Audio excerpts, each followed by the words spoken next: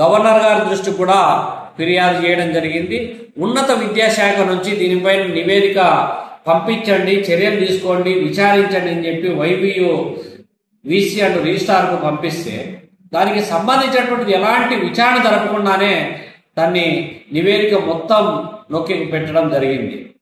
అది అటుంచితే ఎలాంటి నోటిఫికేషన్ లేకుండా, ఎలాంటి అనుమతి లేకుండా పీస్ మీల్ పేరుతో మళ్ళీ నియామకం చేపట్టడం జరిగింది.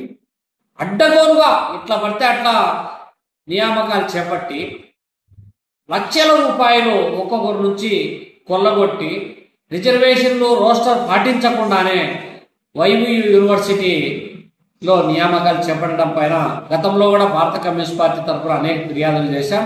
కొత్తగా వచ్చినటువంటి వీసీ బెల్లంకొండ రాజశేఖర్ గారిని కూడా కలవడం జరిగింది. కానీ ఇంతవరకు ఎలాంటి చర్యలు తీసుకోకపోగా నిన్న ప్రజాప్రతినిధులుగా ఉన్నటువంటి వాళ్ళు గట్టిగా నిలదీసినా కూడా వాళ్ళను కూడా తప్పుదో పట్టించేటువంటి పద్ధతిలో అధికారులు మాట్లాడుతున్నారంటే వీళ్ళపైన క్రిమినల్ కేసులు నమోదు చేయాలి.